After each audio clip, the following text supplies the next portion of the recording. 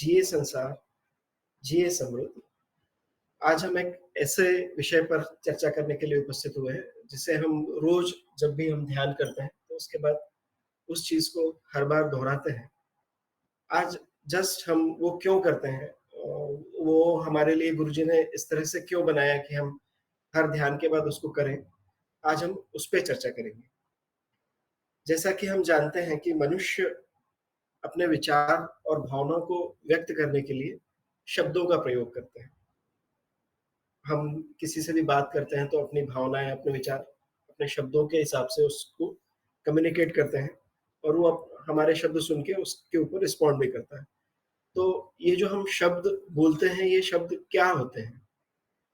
तो अगर इसको गूढ़ रूप में जाए, बिल्कुल इसके मूल में जाए, तो जो भी शब्द हम बोलते हैं, वो अंत में एक ध्वनि तरंग के रूप में दूसरे व्यक्ति के पास पहुंचता है। वो उस ध्वनि तरंग को रिसीव करके सुनता है, और उसके ऊपर फिर दूसरे शब्द बोलता है, जो अगेन ध्वनि तरंग के रूप में हमारे पास लौट के आता है।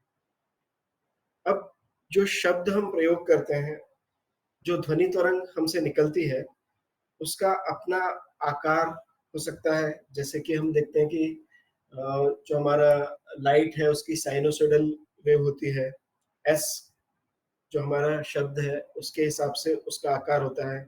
इसी तरह से जो चीजें हम बोलते हैं, प्रत्येक शब्द की अपनी एक अलग ध्वनि तरंग होती है, उसका आकार होता है, उसका प्रकार होता है, उसका प्रसारण होता है, जो हमारे व्यक्तित्व, हमारी आदतों, हमारी आवश्यकताओं और हमारे वातावरण पर निर्भर करता है। जो भी हम बोलते हैं, जो भी हम सोचते हैं, वो इन सारी चीजों पर निर्भर करता है कि हमारा व्यक्तित्व कैसा है, हमारी आदतें कैसी है, हम अभी किस परिस्थिति में हैं, हमारी आवश्यकताएं क्या हैं, और हम किस वातावरण में रह रहे हैं। हमारे विचार, हमारे शब्द हमेशा उस इन 4 चीज़ों पर निर्भर करते हैं। प्रत्येक शब्द एक ध्वनि होता है, और ध्वनि एक तरंग होती है। ठीक? हम अपने चारों ओर के वातावरण में कई वस्तुएं देखते हैं। जैसे हम बाहर निकल जाएं तो पार्क है, नदी है, पेड़ है, पत्थर है। ये सारी चीजें जो है, एक मूलभूत ऊर्जा कण से बनी है। ये सभी वस्तुएं, जैसा कि हम जानते हैं कि इन सभी वस्तुओं का जो उद्भव हुआ है, वो इनिशियली एक बहुत ही सूक्ष्म मूलभूत ऊर्जा कण होता है, जिसमें एक सेल्फ रोटेटिंग फोर्स होता है। वो अपने आप घूमता है। सेल्फ रोटेटिंग मीन्स अपने आप वो घूमता रहता है, उसमें बहुत तीव्र घुमाव होता रहता है। तो वो एक जो ऊर्जा कण होता है, वो हमारी इनिशियल स्टेट है। हर चीज जो बनी है ब्रह्मांड में, जो भी चीज हम देखते हैं, वो सारी उस ऊर्जा कण से बनी है, और उसमें अपना एक स्वघुमाव या सेल्फ रोटेटिव फोर्स होता है। उसके सेल्फ रोटेटिव फोर्स की वजह से वो एक वेव उत्पन्न करता है, वो एक तरंग उत्पन्न करता है।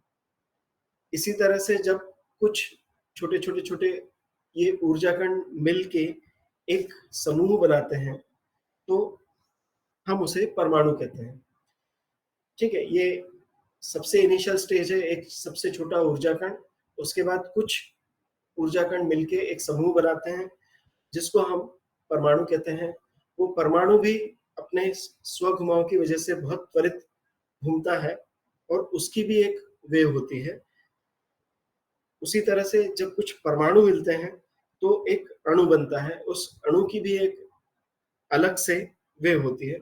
इस तरह से छोटे छोटे छोटे, सबसे पहले ऊर्जा कण, फिर परमाणु, फिर अणु, ये सब मिलके जो भी वस्तु हैं, जो भी चीजें हम ब्रह्मांड में देखते हैं, वो बनती जाती हैं।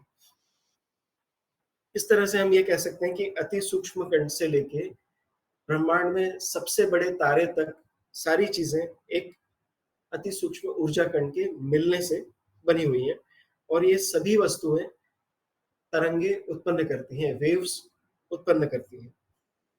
जब किसी वस्तु या पदार्थ से तरंगे उत्पन्न होती हैं, तो उस तरंग में उस पदार्थ या वस्तु के सारे गुण मौजूद रहते हैं। उदाहरण के लिए, जैसे एक गुलाब का फूल है, अगर उससे कोई तरंग उत्पन्न होगी, तो हम जानते हैं कि उस तरंग में उस गुलाब के फूल की सुगंध रहेगी। तो इसी तरह से अगर किसी और भी चीज़ से कोई तरंग उत्पन्न होती है, तो उसमें उस चीज़ के सारे गुण मौजूद रहते हैं। वो तरंग जो है वो उस चीज़ के सारे गुणों को आने वाले व्यक्ति को कम्युनिकेट करती है। इस तरह से प्रत्येक वस्तु से उत्पन्न तरंग में उस वस्तु का विशिष्ट गुण अंतर्निहित होता है। अतः सभी सजीव या निर्जीव वस्तुओं के गुण तरंगों द्वारा ही स्थानांतरित होते हैं। कोई भी सजीव या निर्जीव वस्तु है, उसमें जो भी उसके विशिष्ट गुण होते हैं, वो उससे निरंतर निकलने वाली तरंगों से एक स्थान से दूसरे स्थान तक स्थानांतरित होते हैं। इसके उदाहरण के लिए हम सूर्य को ले सकते हैं। सूर्य का प्रमुख कार्य है प्रकाश देना, ऊष्मा देना।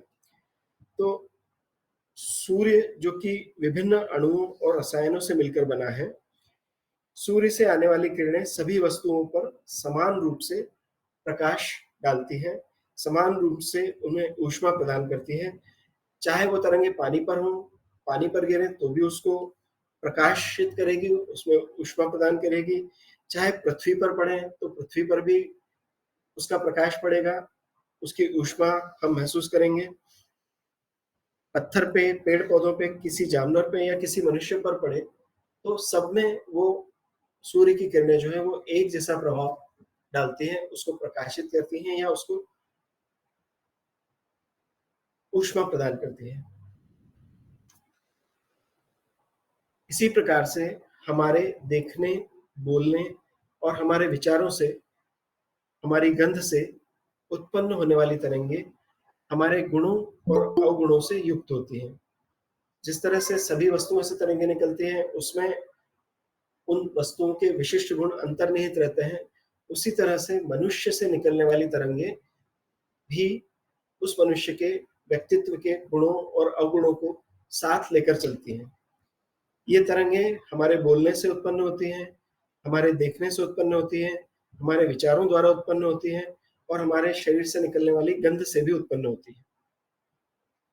चूंकि हम में से प्रत्येक के विचार हमारे द्वारा पूर्व में महसूस किए गए अनुभव के आधार पर आधारित होते हैं, अतः प्रत्येक व्यक्ति का व्यक्तित्व उससे उत्पन्न तरंगों द्वारा परिलक्षित होता है।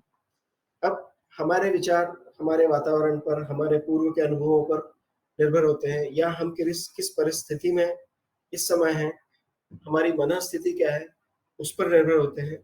इसलिए प्रत्येक व्यक्ति का जो व्यक्तित्व एक बनता है, वो हमसे उत्पन्न होने वाली तरंगों द्वारा दूसरे व्यक्तियों तक पहुंचता है। अब अनुभव की बात। प्रत्येक व्यक्ति के जीवन में कुछ अच्छे और कुछ बुरे अनुभव होते हैं।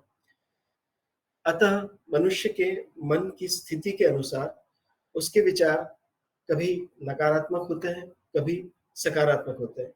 कभी आप बहुत अत्यधिक खुश हैं तो जो आपके विचार होंगे वो बहुत सकारात्मक होंगे, बहुत आप सबके बारे में अच्छा सोचेंगे, सबको ब्लेस करेंगे, इस तरह के होते हैं। कभी आप बहुत ही बुरी मनस्थिति में, कभी आपको बहुत कुछ दुख हुआ हो, किसी ने आपको डांटा हो, तो उस समय आपके विचार जो है वो हमेशा नकारात्मक होते हैं। हम हमेशा दूसरों को कोसते हैं, दूसरों को दोष देते हैं। इस तरह से हमारी मनस्थिति पर भी हमारे विचार निर्भर करते हैं और इस चीज पर हमें ध्यान देने की जरूरत है, क्योंकि अभी तक हमने इस ज्ञान से अनभिज्ञ रहकर कई नकारात्मक विचारों को आत्मसात कर लिया है।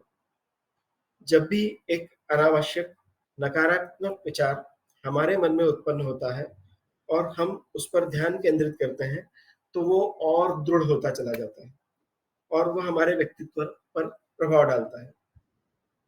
तो जैसे मैंने कहा कि हमारे विचार कभी सकारात्मक होते हैं, कभी नकारात्मक होते हैं। तो हम जस्ट एक एक्सरसाइज करते हैं कि हम सोचते हैं कि सामान्य रूप से हमारे विचार कैसे होते हैं। तो सभी का एक जीवन है, एक आध्यात्मिक जीवन है जो सिखाता है कि हमें सबके बारे में अच्छा सोचना चाहिए, सबके बारे में अच्छे विचार रखने चाहिए, सबके साथ अच्छी तरह बात करनी चाहिए। और एक होता है हमारा नॉर्मल जीवन, नॉर्मल लाइफ, जिसे हमको रोज जीना पड़ता है। रोज हमको हमसे रिलेटेड कार्य करने होते हैं, रोज़ हमको हमारे ऑफ़िस तक पहुँचना होता है, वहाँ जाके हमें अपना काम करना होता है और ऑफ़िस तक पहुँचने के लिए हमें हो सकता है किसी माध्यम का यूज़ करना पड़े। अब उसमें भी हमारे पास कई चॉइसेस होती हैं, या तो हम पब्लिक ट्रांसपोर्ट का यूज़ करें या फिर हम अपना कोई व्हीकल लेकर ऑफ़िस पहुँचे। मैं इस बारे में अपना एक अनुभव शेयर करना चाहता हूँ कि जैसे पहले मैं अपनी कार लेके जाता था, तो जब भी मैं कार से जाता था, तो मैं ऑफ़िस पहुँचते तक बहुत उद्विग्न हो जाता था, बहुत उद्वेलित हो जाता है। यार कोई ढिक ठीक से कार नहीं चलाता, यार वो आदमी बीच में आ जाता है, यार वो सिग्नल तो 2-2 मिनट तक रेड ही रहता है, मैं ऑफ़िस में पहुँचने में लेट हो जाता हूँ। अब ऑफ़िस में जाना, फिर वहाँ पे आपका दिमाग शांत नहीं होना, फिर आप अपने काम में कंसंट्रेट नहीं कर पाना, उसकी वजह से फिर मैं मेट्रो में ट्रैवल करने लगा। अब मेट्रो की भी एक अलग परिस्थिति होती है, अब उसके हर एक एक जो कंपार्टमेंट होता है, उसमें बैठने के लिए 14 ही सीटें होती हैं, उसमें से भी 2 सीटें वरिष्ठ नागरिकों के लिए और 2 सीटें लेडीज़ के लिए रिज़र्व होती हैं। अब हम जैसे जो पुरुष ट्रैवल करते हैं, उनके लिए केवल आपके पास 14 में से 4 चली गई तो 10 सीटें बचती हैं। अब उस सीट्स के लिए कॉम्पिटिशन होता है। देन हम लोग चाहते हैं कि हम सबसे पहले जाके उस सीट पे बैठें या बाकी जो दूसरा है उसको हम धकेलें, इधर-उधर करें। तो इस तरह से जब हम देखते हैं तो हमारे दैनिक जीवन में हमारे जो विचार हैं, वो सकारात्मक भी हो सकते हैं अगर हमारा मनस्थिति काफ़ी अच्छी हो, तो सकारात्मक भी हो सकते हैं। लेकिन सामान्यतः हम एक-दूसरे से कॉम्पिटिशन करते रहते हैं कि नहीं मुझे पहले पहुँचना है, नहीं मुझे सीट पे बैठना है, नहीं जब ट्रेन का दरवाज़ा खुले तो मैं सबसे पहले अंदर घुसूँ ताकि मैं सीट तक पहुँचूँ और फिर उस पे बैठ सकूँ। तो ये हमारा सामान्य जीवन है। अब सामान्य तौर पर ये जो हमारे विचार होते हैं, ये इनके इस तरह का होने का क्या कारण होता है? आइए थोड़ा-सा इस पर भी हम चर्चा करते हैं। सामान्य रूप से हमारे विचार नकारात्मक क्यों होते हैं? क्योंकि हमारे मन में हमेशा एक असुरक्षा की भावना होती है। फीलिंग ऑफ इनसिक्योरिटी जिसे हम कह सकते हैं कि वो असुरक्षा की भावना हमारे अंदर हमेशा होती है। इस असुरक्षा की भावना का इतने लंबे समय से हमारे मन में रहने का क्या कारण है? तो इसका कारण हमारा भूतकाल है। हमारे जन्म से लेके या मानव सभ्यता के इतिहास को अगर हम देखें, तो हमारी जानवरों से लेके मनुष्य तक विकसित होने की यात्रा लगभग 65 लाख वर्षों से जारी है। हम लोग पहले जंगलों में रहते थे, हम लोग जानवरों की तरह व्यवहार करते थे, हम लोग जानवरों को मारते थे, खाते थे, कभी हमें भी कोई जानवर मारता था।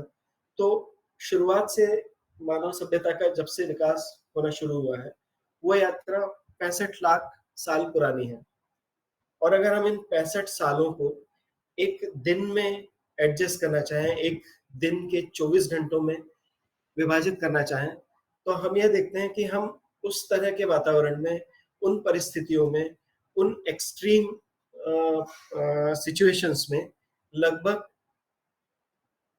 दिन के 24 घंटों में से 23 घंटे और 59 मिनट्स तक हम उन परिस्थितियों में रहे हैं और उन परिस्थितियों को डील करने के लिए हमें हमेशा सतर्क रहना पड़ा है। हम हमेशा ये देखते रहे हैं कि भई कोई जानवर हमारे ऊपर आक्रमण तो नहीं कर रहा है, कहीं कोई प्राकृतिक कैलेमिटी तो नहीं होने वाली है, कहीं कोई चट्टान गिरने तो नहीं वाली है, कहीं हम उसके नीचे दब तो नहीं जाएँगे।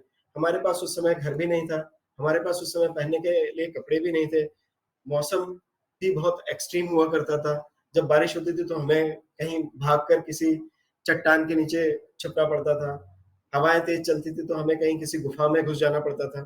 तो इस तरह से उस समय के जीवन का जो प्रभाव हमारे ऊपर है, हर समय सतर्क रहने की जो हमारी उस समय की मनस्थिति है, उसको हम अभी तक भी कैरी कर रहे हैं क्योंकि हम 65 लाख वर्षों में से कुछ ही हज़ार वर्षों पहले से हम सभ्य हुए हैं।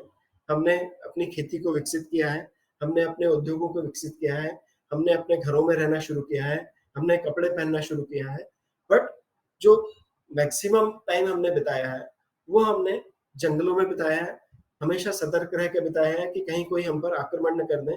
तो जो असुरक्षा की भावना आ रही है, वो हमारे पास उस समय से हमारे पास आ रही है, और जैसा कि हम जानते हैं कि हमें महर्षि जी ने सिखाया है कि हमारे जो भी अनुभव होते हैं, पहले व्यक्ति से लेके हम तक, वो हमारी जीन में हमें मिलते हैं और हमारे मूलाधार में वो स्टोर रहते हैं।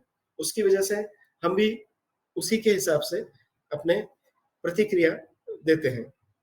तो जैसा कि मैंने एक्सप्लेन किया कि इस यात्रा का अधिकतम समय एक्सट्रीम कंडीशन में रहा है। मनुष्य जीवन की इस यात्रा अधिकतम समय जंगलों में, मरुस्थलों में, प्राकृतिक आपदाओं के साथ, बिना मकान, बिना कपड़ों के और जंगली जानवरों के बीच में बीती है। इन जंगली जानवरों से बचने के लिए मनुष्य को हमेशा सतर्क रहना पड़ता था। यही हर समय सतर्क रहने का स्वभाव वर्तमान में असुरक्षा की भावना का कारण है।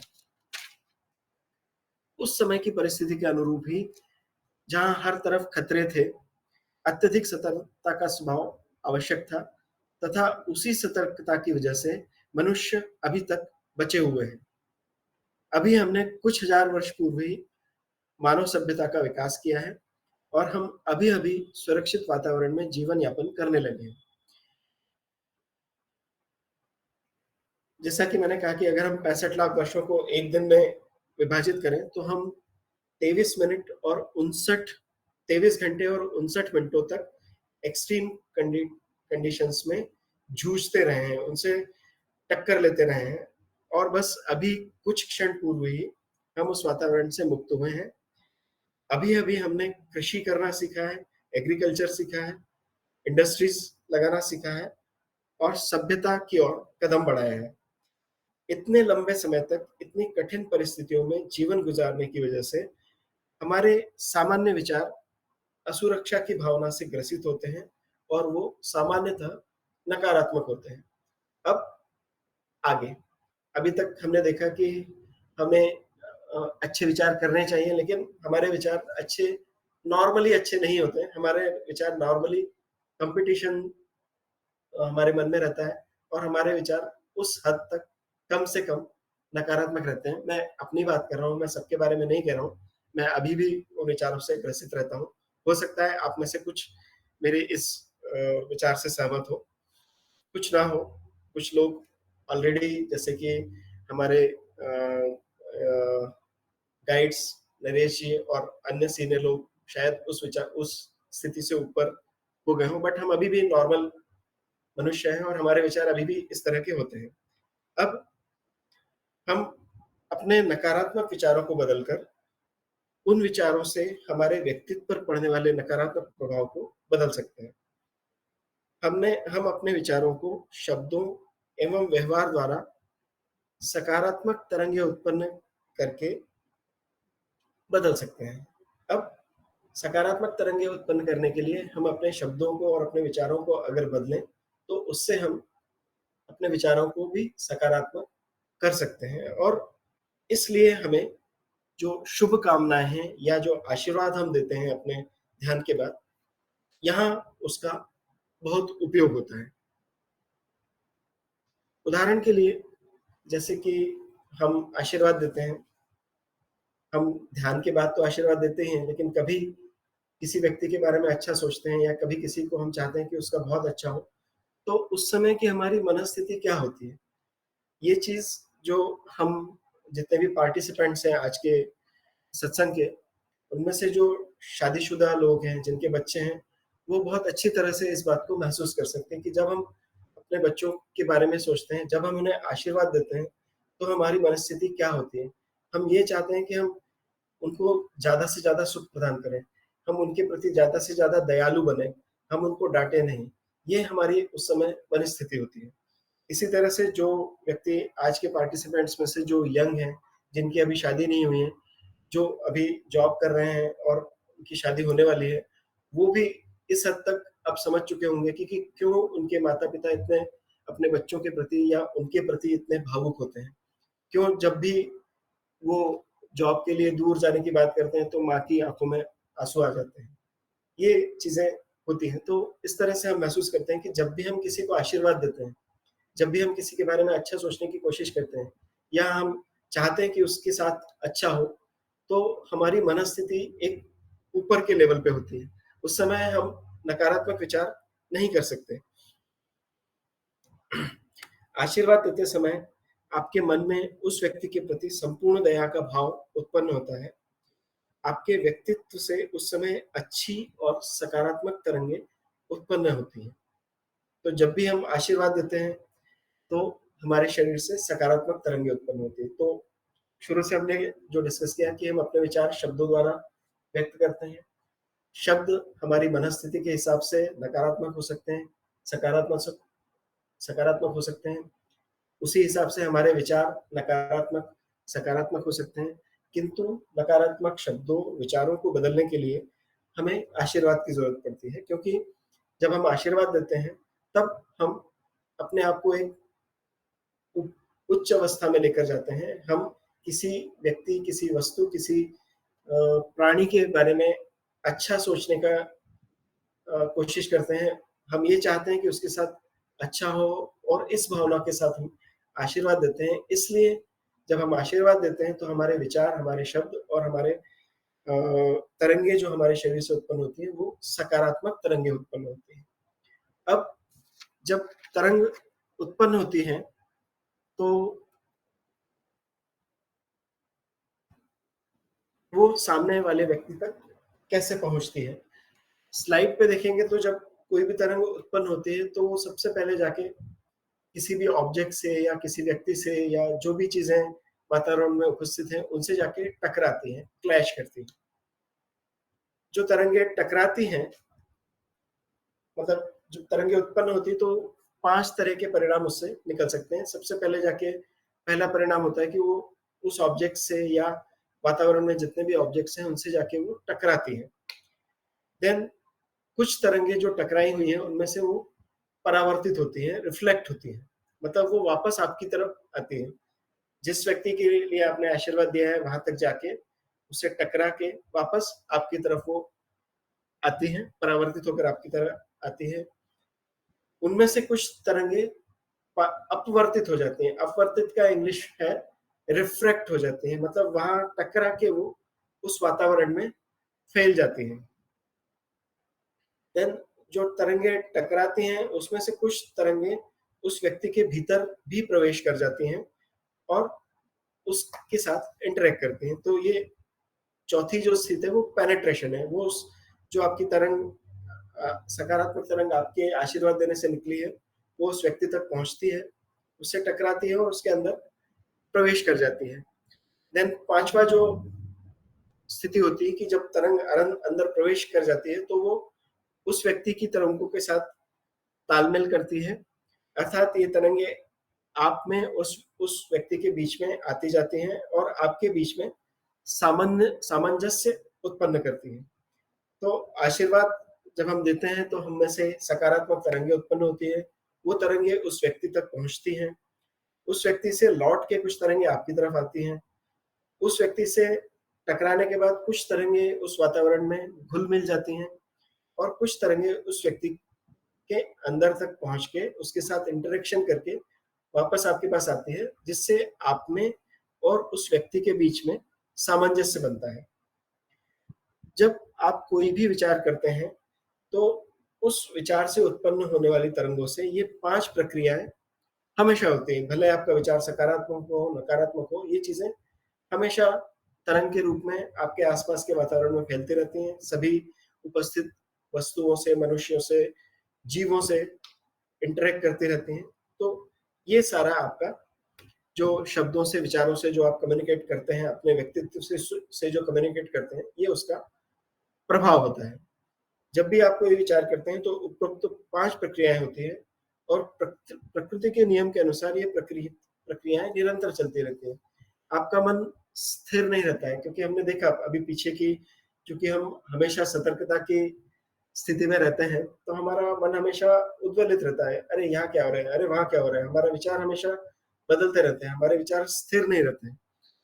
तो ये जो प्रक्रिया है, आपके विचार उत्पन्न हुए, विचारों से तरंगे उत्पन्न हुई, तरंगे वातावरण में फैली, वो अलग-अलग ऑब्जेक्ट्स से अलग-अलग तरह से उनमें रिएक्शन हुआ, उनकी प्रक्रियाएँ हुई और वो वापस से आपके पास लौट के आई। ये प्रक्रियाएँ निरंतर आपके साथ चलती रहती हैं।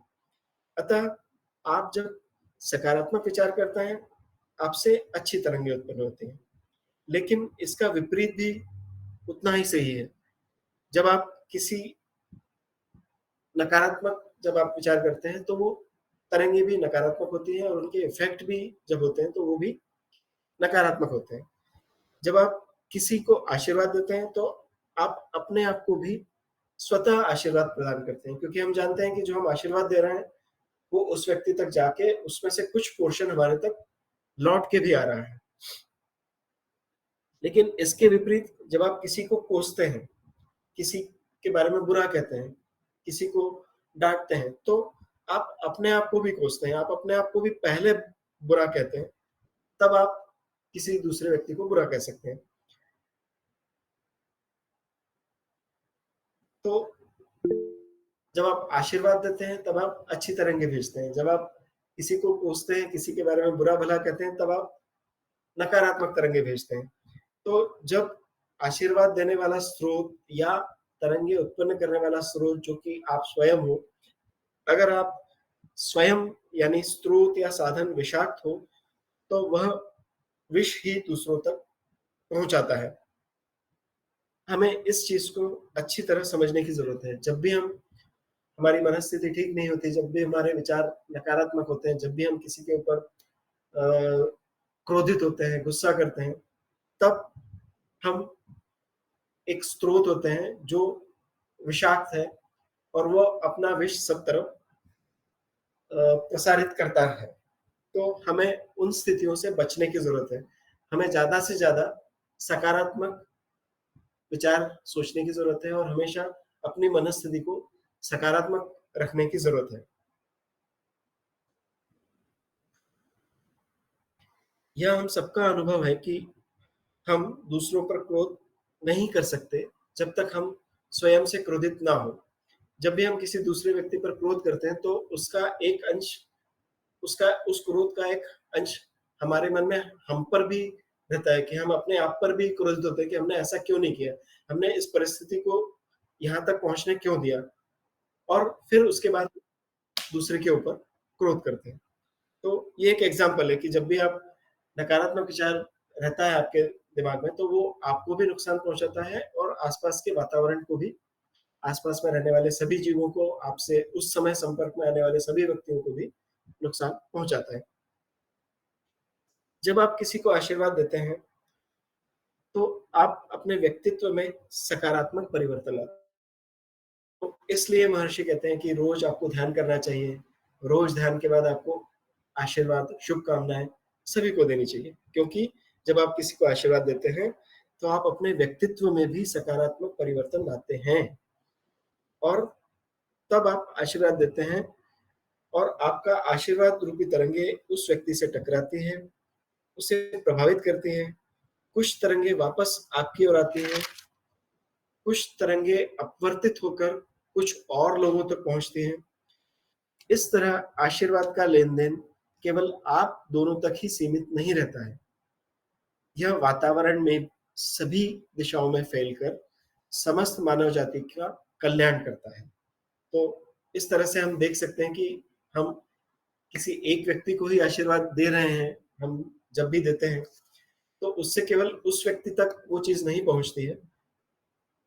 उस व्यक्ति हमारे आस-पास के वातावरण के सभी व्यक्तियों तक वो चीज़ पहुँचती है और इस तरह से हम समस्त मानव जाति के कल्याण करने वाले के रूप में भी कार्य करते हैं।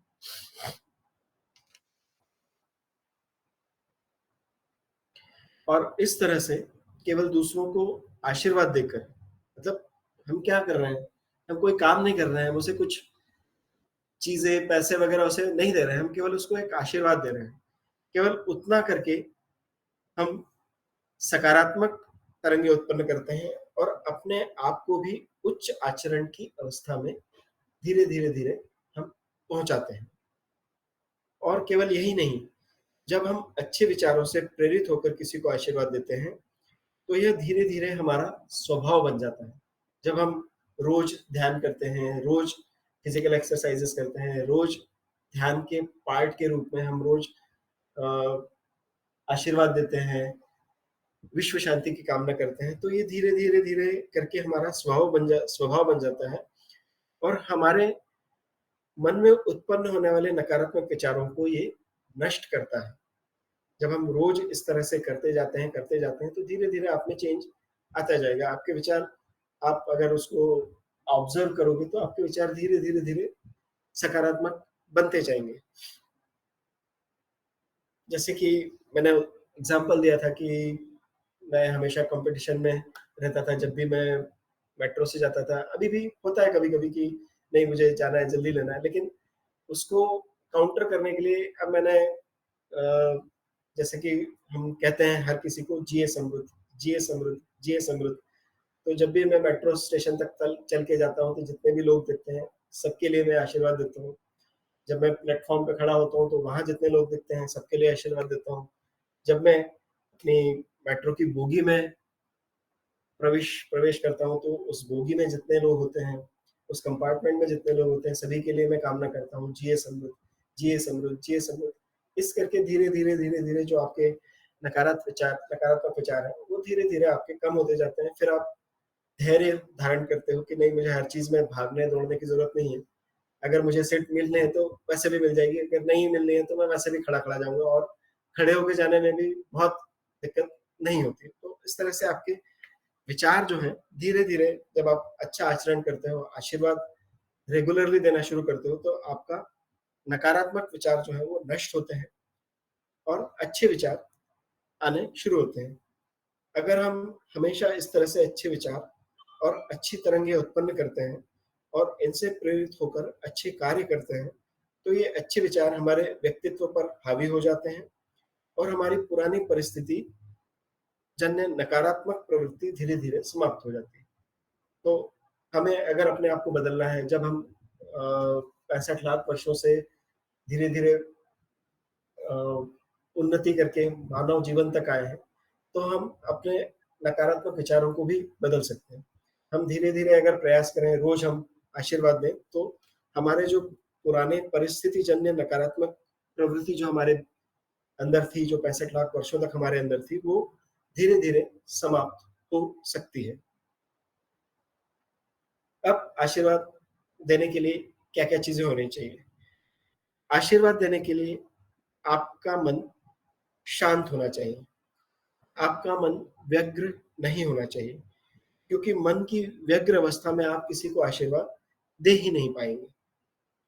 जब आप आशीर्वाद देते हैं, तो आप स्वतः ही दैवीय मानविक अवस्था में पहुँच जाते हैं। अतः जीवन का सत्य खोजने वालों के लिए आशीर्वाद देना एक आश्चर्यजनक विधि है, जिससे वो अपने स्वयं के विचारों को अनुरूप कर सकते हैं। तो जैसे कि हम सब में एक क्वेश्चन होता है कि हम कहाँ से आए हैं? हमारा अस्तित्व क्या है? हम क्यों पैदा हुए हैं? हमारा यहाँ आने का कारण क्या है? तो ये विचार जिनके भी मन में चलते हैं, जिनको भी इस सच को खोजने की रुचि है, उनके लिए आशीर्वाद देना एक अच्छी विधि है, जिससे हम अपने विचारों को प्रत्येक व्यक्ति के अनुरूप बना के हम अपना जो अंतिम लक्ष्य है, उस तक पहुँच सकते हैं कि हमारे यहाँ आने का कारण क्या है, वो हम जान सकते हैं और हम अपने विचारों को हार्मोनाइज़ कर सकते हैं। आशीर्वाद देते समय आपसे जो तरंगे निकलती हैं, वह आपके आस-पास सभी व्यक्तियों तक पहुँचती हैं, भले ही वे लोग आपके विचारों से सहमत हों या ना हों, वो आपसे रिलेटेड हों या ना हों। जब भी आप आशीर्वाद देते हैं, तो आपका आशीर्वाद उस वातावरण में या आपके आस-पास जितने भी व्यक्ति हैं, सबके पास पहुँचता है। उदाहरण के लिए एक फूलों से लदा पेड़ है, मान लो चमेली का एक पेड़ लगा हुआ है जिसके ऊपर फूल है। जो भी व्यक्ति उस पेड़ के पास से गुज़रेगा, उसको हमेशा उसकी उसके फूलों की सुगंध आएगी ही आएगी। वो फूलों का पेड़ किसी में भी भेदभाव नहीं करेगा।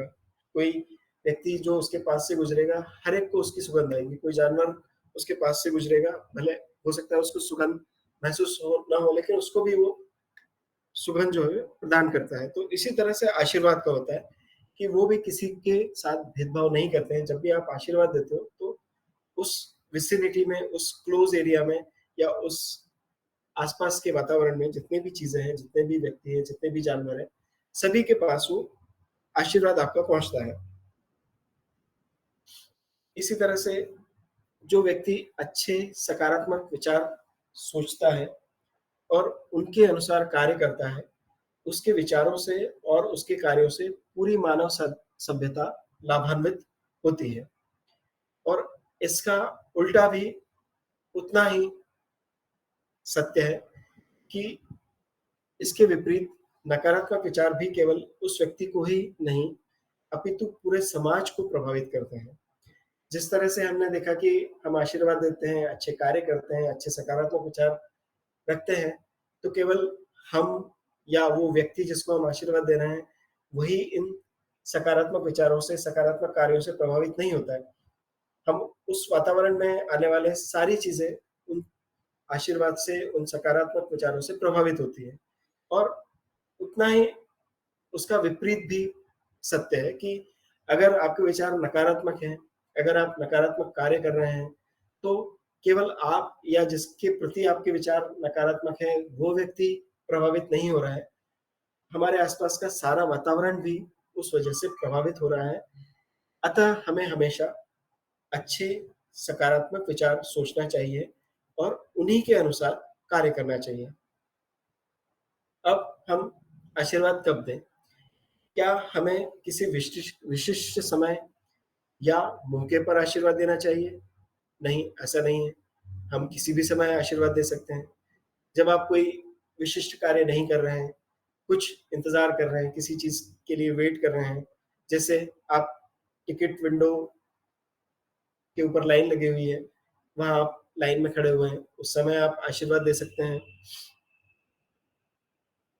जब आप यात्रा कर रहे हैं, उस समय आप कोई विशेष काम नहीं कर रहे होते हैं, बैठ के इंतज़ार कर रहे होते हैं, तब आप आशीर्वाद दे सकते हैं।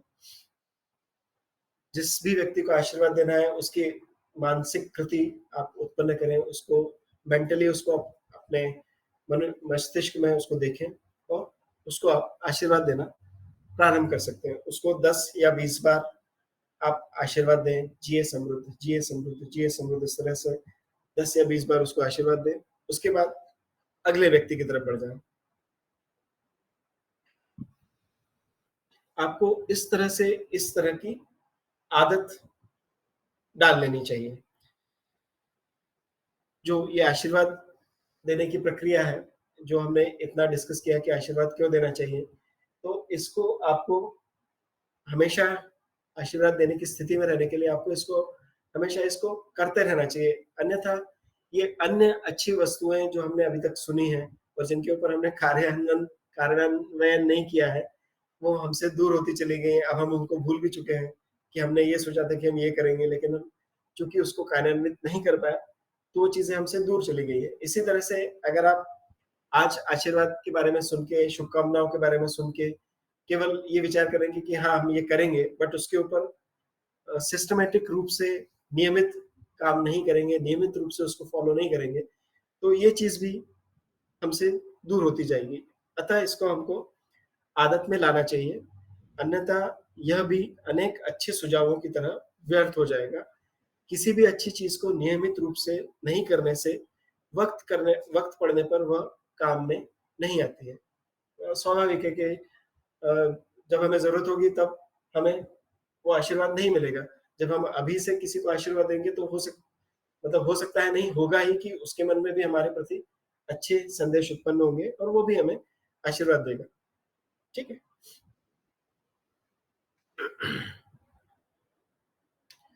अब हमने ये सीखा है कि मेडिटेशन में हम ध्यान समाप्त करने के बाद, जैसा कि आज भी हमने किया, आज भी जब मल्लिका जी ने तुरियातीत ध्यान करवाया, तो उसके बाद ध्यान के बाद हमने आशीर्वाद और शुभकामनाएं वाला पोर्शन किया। तो हम ऐसा क्यों करते हैं? गुरुजी ने हमारे ध्यान में ऐसा ही क्यों रखा कि हम ध्यान करेंगे। ध्यान समाप्त होने के बाद हम आशीर्वाद और शुभकामनाएँ देंगे। तो स्लाइड में आप देख सकते हो कि जब भी आप मेडिटेशन करते हो, तो आपके दिमाग से निकलने वाली जो तरंगे हैं, उनकी फ्रीक्वेंसी, उनकी आवृत्ति थीटा स्टेट तक पहुंच जाती है। मतलब 4 से 7 साइकिल पर सेकंड तक आपकी आवृत्ति पहुंच जाती है। अगर आप बिना ध्यान किए करते हैं तो आप बीटा स्टेट में रहते हैं या अल्फा स्टेट में रहते हैं। बीटा स्टेट में आपके दिमाग से निकलने वाली तरंगों की आवृत्ति 40 से 50 साइकिल पर सेकंड रहती है। अल्फा स्टेट में वो 30 से 40 साइकिल पर सेकंड रहती है। मतलब आपका दिमाग शांत नहीं होता है।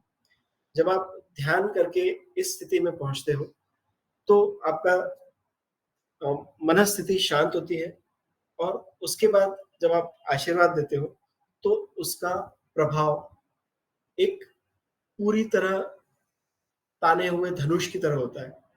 जैसे आपने तीर कमान या धनुष बाण देखे होंगे रामायण में, जब हम रामलीला देखने जाते हैं या दशहरे के समय उनको हम बच्चों के लिए खरीद के भी लाते हैं, तो जो वो एक तीर कमान रहता है, धनुष बाण जो रहता है, उससे सबसे तेज तीर कब निकलेगा? जब हम उसको पूरी तरह से स्ट्रेच करेंगे।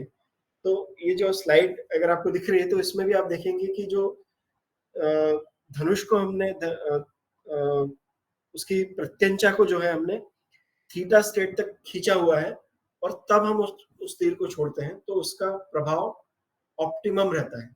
तो इसलिए गुरुजी ने हमारे ध्यान में ये रखा है कि हम पहले ध्यान करें, ध्यान के बाद हम सभी को आशीर्वाद दें। हमसे रिलेटेड जितने भी वस्तुएं हैं, व्यक्ति जो भी हैं, हमारे रिलेटिव्स हैं, हम सबको आशीर्वाद दें।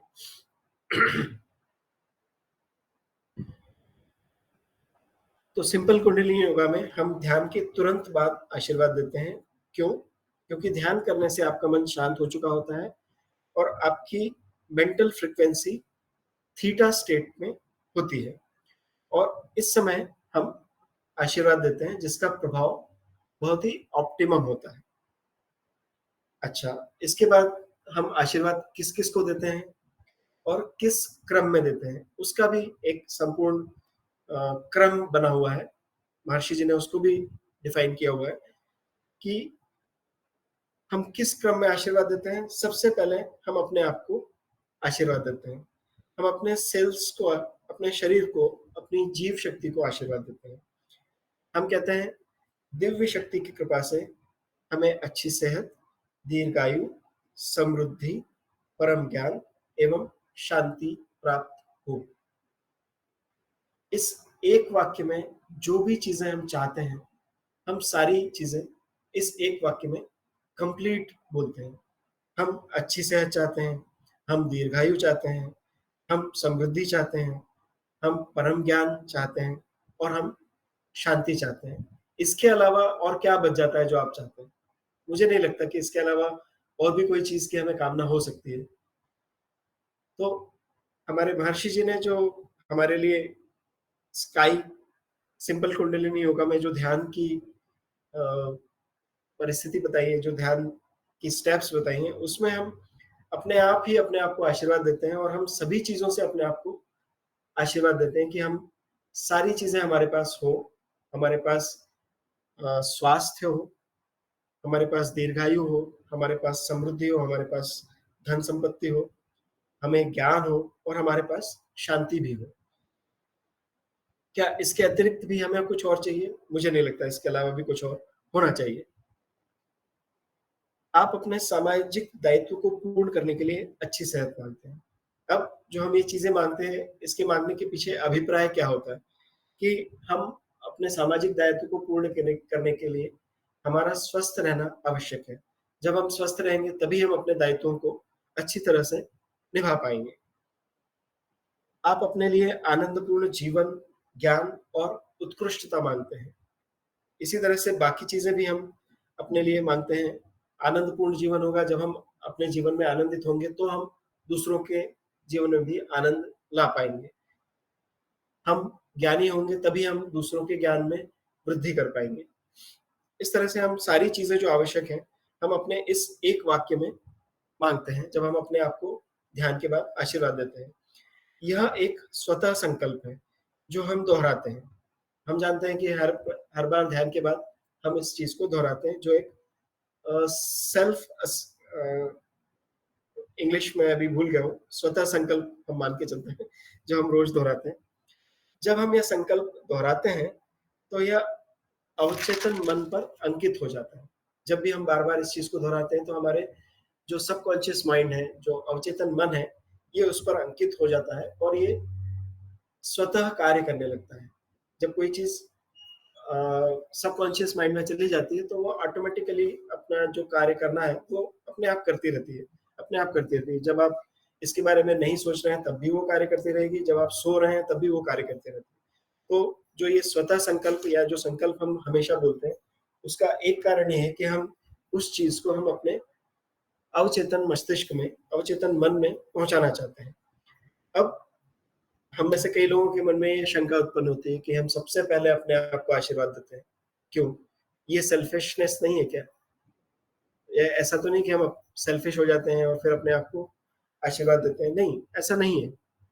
अगर आप स्वयं को शारीरिक रूप से एवं मानसिक रूप से स्वस्थ नहीं होंगे, तो आप समाज की सेवा किस तरह से कर पाएँगे?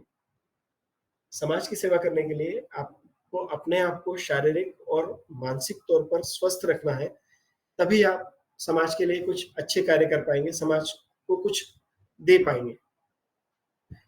मान लो कि आप अपने स्वास्थ्य की चिंता नहीं करते हो, उसको नेग्लेक्ट करते हो और आप बीमार पड़ जाते हो, तो क्या आप समाज की कोई सेवा कर पाओगे? उस स्थिति में तो नहीं कर पाओगे। उस समय उल्टा समाज को आपकी सेवा करनी पड़ेगी, किसी को आपकी तीमारदारी करनी पड़ेगी, किसी को आपको समय पे दवाई, समय पे खाना पहुँचाना पड़ेगा। तो इस तरह से जो आप चाहते हो कि आप समाज सेवा करो, वो तो नहीं हुआ। उसके विपरीत आप खुद ही बीमार पड़ गए और जिस समाज की आपको सेवा करनी चाहिए थी, उनमें से कुछ व्यक्तियों को आपकी सेवा करनी पड़ सकती है। तो ये एक डबल दोहरा नुकसान हो जाएगा अगर हम अपने आप को आशीर्वाद नहीं देंगे, हम अपने आप को स्वस्थ नहीं रखेंगे, तो ये समाज का दुगना नुकसान हो जाएगा, डबल अ, लॉस होगा ये समाज के लिए। इस दोहरे नुकसान से बचने के लिए आपको अपने आप को आशीर्वाद देना भी इनडायरेक्टली समाज की सेवा करना ही है। तो इसलिए इस बात को ना सोचें कि हम अपने आप को आशीर्वाद देते हैं तो हम सेल्फिश हो जाते हैं, ऐसा नहीं है। हमें अपने आप को आशीर्वाद देना भी समाज की सेवा ही है। स्वयं को आशीर्वाद देने के बाद अगले जो पर्सन है जिनको हम आशीर्वाद देते हैं, वो हमारे जीवन साथी हैं।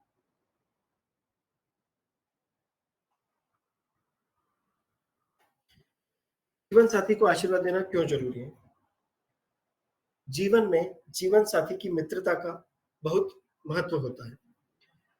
मित्रवत जीवन साथी से ही विचार साझा करने की, सलाह लेने की, सुख-दुःख साझा करने जैसी ज़रूरतें पूरी होती हैं।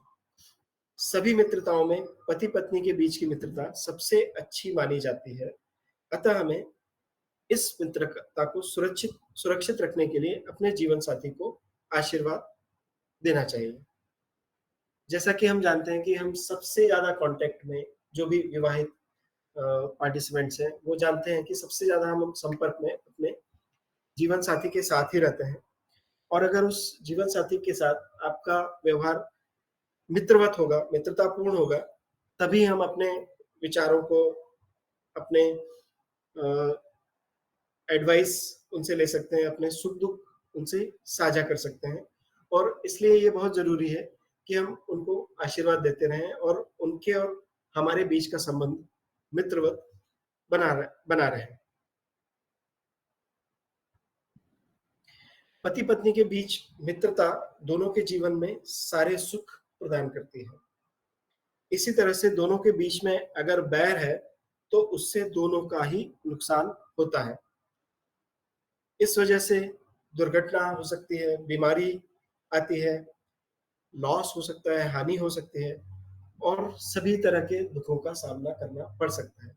अतः इस स्थिति से बचने के लिए हमें हमेशा अपने जीवन साथी को भी आशीर्वाद देते रहना चाहिए।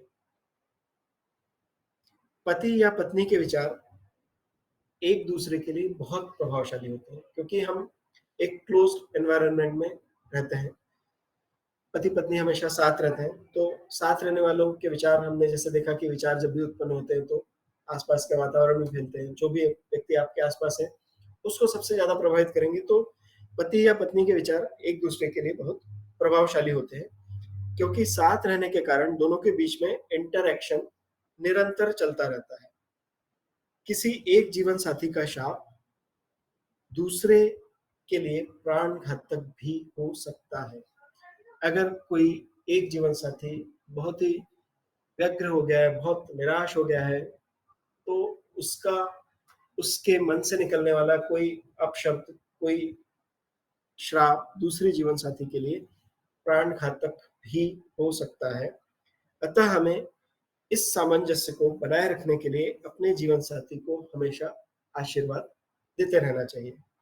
तो ये एक नॉर्मल सी चीज़ है। नॉर्मली जो हम अपने वैवाहिक जीवन में देखते हैं कि हमेशा नॉर्मली तो हम हमारे बीच में संबंध अच्छे होते हैं, मित्रवत होते हैं। कभी-कभी थोड़ा-सा तकरार भी हो जाती है, किंतु वो भी एक अपने जीवन का आनंद होता है। किंतु हमें हमेशा उस सामंजस्य को बना के रखने की कोशिश करते रहना चाहिए दोनों तरफ से, और हमेशा खुश रहना चाहिए, जीवन साथी को भी खुश रखना चाहिए, उन्हें भी आशीर्वाद देना चाहिए और इस तरह से आगे बढ़ना चाहिए। आशीर्वाद के क्रम में अगला नंबर जो आता है, सॉरी थोड़ा-सा समय ज़्यादा हो रहा है, किंतु टॉपिक थोड़ा मैं 10 मिनट और लूँगा आप सबकी सहमति से। इसके बाद हम अपनी संतानों को आशीर्वाद देते हैं। संतानों के आशीर्वाद, क्योंकि ये जो संतानें हैं, इनको हम इस दुनिया में लाए हैं। ये हमारी आत्मा का ही एक भाग होते हैं, और उन्हें हमारे सारे पाप पुण्य, जैसा कि महर्षि जी बताते हैं कि हमारे पाप पुण्य हमसे अब हमारी संतानों में जाते हैं। हम में हमारे माता-पिता के पाप और पुण्य आते हैं, उनमें उनके माता-पिता के पाप पुण्य आते हैं। इस तरह से ये क्रम चलता आ रहा है, और हमारे मूलाधार चक्र में ये सारे पाप पुण्य जो हैं वो स्थित रहते हैं। तो हमसे हमारी संतानों में हमारे पाप पुण्य विरासत में जाते हैं।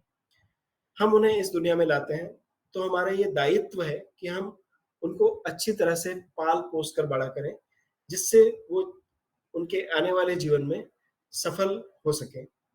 इसलिए हमें हमेशा अपने बच्चों को आशीर्वाद देते रहना चाहिए।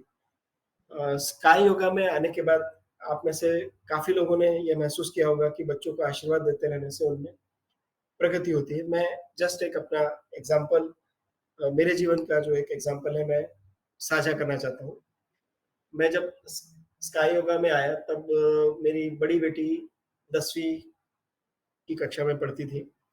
वैसे वो अच्छी है पढ़ाई में, मतलब हमेशा अच्छा करती भी है, बट माता-पिता होने के नाते उसकी माँ को हमेशा चिंता रहती थी कि अरे इसका ये नहीं हो रहा, अरे इसको अच्छे नंबर नहीं आ रहे हैं, अरे इसका टेस्ट में अच्छा परफॉर्मेंस नहीं है। तो मैंने जस्ट, क्योंकि नए-नए स्काई योगा में आए थे, तो मैंने उसको आशीर्वाद देना शुरू किया।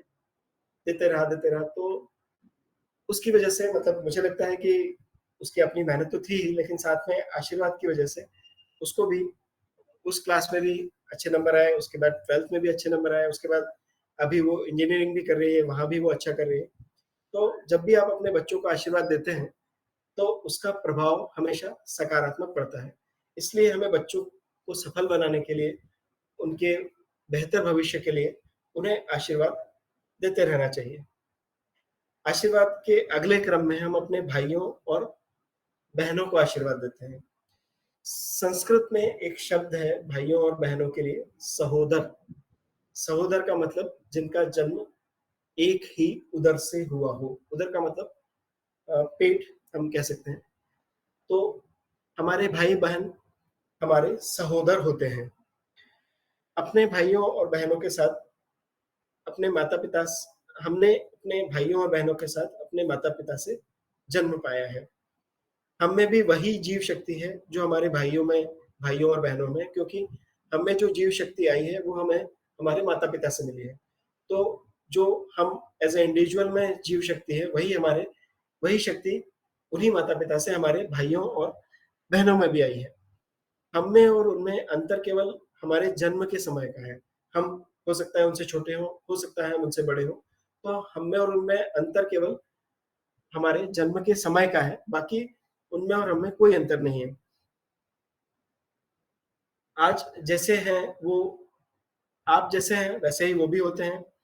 जो चीज़ आपको प्रभावित करती है वही उनको भी प्रभावित करती है। कई बार हमने देखा है कि घर में एक बच्चे को अगर सर्दी खांसी होती है तो तुरंत अगले दिन या शाम तक दूसरे बच्चे को भी उसके लक्षण दिखाई देने लगते हैं।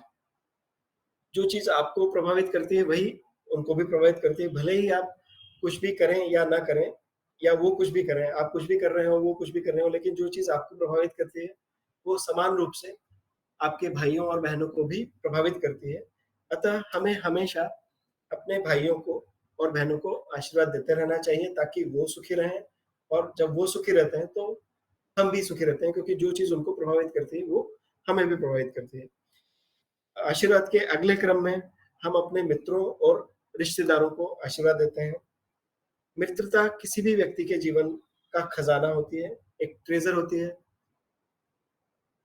मित्रता का मूल्य हमेशा अत्यधिक खुशी या अत्यधिक दुख में पता चलता है। हमारे कई मित्र होते हैं, किंतु उनमें से कुछ एक के साथ ही घनिष्ठ संबंध होते हैं, जिनके साथ हम अपने सारे सुख दुख साझा करते हैं। ऐसे मित्रों को आशीर्वाद देने से हमारी मित्रता की घनिष्ठता बढ़ती है। इसलिए हमें अपने मित्रों को और सगे संबंधियों को रोज ध्यान के बाद आशीर्वाद देना चाहिए।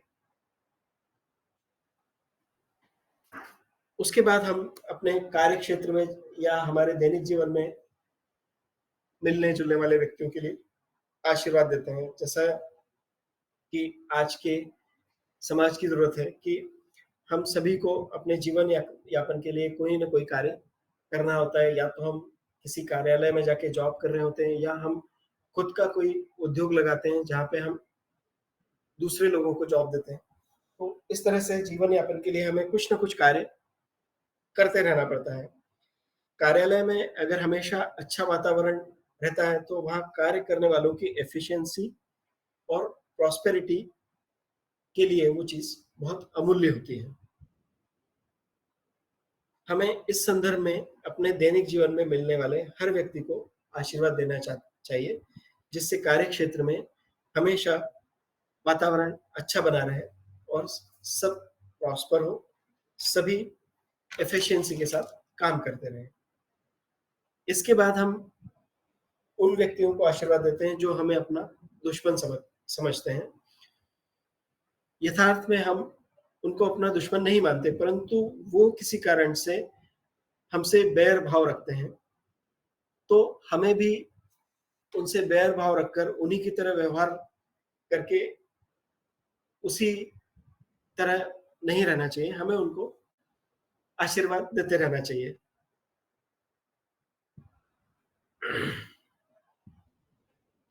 दुश्मनी के विचार को खत्म करना आपका दायित्व है, और इसे खत्म करने के लिए इससे अच्छा तरीका क्या हो सकता है कि आप स्वयं उसे आशीर्वाद दें। आपका अपने दुश्मन को आशीर्वाद देना आपको कोई हानि नहीं पहुंचाता है। इससे केवल दोनों के बीच की दुश्मनी खत्म होती है। तो अगर कोई ऐसा व्यक्ति है जो आपसे जलता है, बैर भाव रखता है, तो आप उसे आशीर्वाद देते रहें। धीरे धीरे धीरे करके उसके मन में भी आपके प्रति आशीर्वाद का भाव उत्पन्न होगा, और आपके बीच में जो शत्रुता है वो मिट जाएगी। इसके लिए हम अपने रोज के ध्यान के बाद अपने दुश्मनों को भी आशीर्वाद देते हैं, और इसके बाद हम पूरे संसार को आशीर्वाद देते हैं। जब हम पूरे संसार को आशीर्वाद देते हैं तो हम अपनी सेल्फिशनेस से ऊपर उठते हैं। हम अपने आत्म केंद्रित भाव से ऊपर उठकर हम सारे संसार के लिए अच्छी चीजों की कामना करते हैं। तो हम अपने लेवल से ऊपर उठ के आशीर्वाद देते हैं। जिस तरह से हवा, पानी, रोशनी, ये चीजें किसी के लिए भी भेदभाव नहीं करती है। हवा अगर बह रही है तो सबको मिलती है, पानी अगर है तो वो सबके लिए है, रोशनी अगर है तो वो सबको दिखाई देती है। तो उसी तरह से सारे संसार की मानव जाति भी एक दूसरे के बराबर है, और हमें सबको आशीर्वाद देते रहना चाहिए। वो सारी मानव जाति एक दूसरे के बराबर है और एक दूसरे से संबंधित भी है। इनिशियली एक मानव जन्म हुआ होगा, उसी से फिर धीरे धीरे धीरे करके सारे संसार के मानव जन्म है, तो सारे संसार के मानव आपसे संबंधित हैं। अगर किसी रोग से कोई एक देश ग्रस्त होता है तो धीरे धीरे करके सभी देश भी उससे ग्रस्त होते जाते हैं। जैसे कि अभी एक रिसेंट का एग्जांपल हम लेते हैं कि कोरोना जो है वो चाइना से शुरू हुआ, लेकिन धीरे धीरे धीरे करके सारी जगह फैल गया और सारे देशों को अपने आप में उस रोग से ग्रस्त कर लिया। तो ऐसा नहीं है कि किसी एक जगह अगर कोई चीज हो रही तो उससे हम प्रभावित नहीं होंगे, ऐसा नहीं है। अगर हम मानव है, मनुष्य जाति है, तो हम सब आपस में संबंधित है और किसी एक देश में अगर कोई चीज होती है तो उसका प्रभाव बाकी के सारे देशों में रहने वाले मनुष्यों पर भी पड़ता है। इसलिए हमें अपनी सोच को ऊंचा करके सारे संसार के लिए आशीर्वाद की कामना करनी चाहिए। इस तरह से हम अपने आप से शुरू करके सारे संसार तक हमारे दैनिक जीवन में संपर्क में आने वाले सभी व्यक्तियों के लिए हम आशीर्वाद देते हैं। जब हम शुरू-शुरू में ये आशीर्वाद देने का की प्रक्रिया करते हैं तो उस समय लगता है यार ये तो एक धार्मिक अनुष्ठान है। जैसे कि हम मंदिर में जाते हैं तो आरती बोलते हैं, वो एक धार्मिक अनुष्ठान रहता है। तो हमें ऐसा लगता है कि ये तो एक धार्मिक अनुष्ठान है। लेकिन जैसे-जैसे हम इसको करते जाते हैं तो वो एक हमारा स्वभाव या हमारी एक आदत बन जाती है। क्योंकि एक धार्मिक अनुष्ठान या एक संस्कार आखिर में क्या होता है? वो एक किसी अच्छी चीज़ को पूर्ण समर्पण के साथ लगातार करते रहना ही एक धार्मिक अनुष्ठान या एक अच्छा संस्कार होता है। धीरे-धीरे आशीर्वाद देना भी एक अच्छी आदत बन जाती है और एक ऐसी आदत जो आपके जीवन को अधिक आनंददायक और शांतिपूर्ण बनाती है। तो ये आज का हमारा विषय था। इस पे हमने डिस्कस किया। थोड़ा-सा लंबा हो गया क्योंकि अब अनुभव शेयर करते-करते थोड़ा-सा वक़्त निकल जाता है।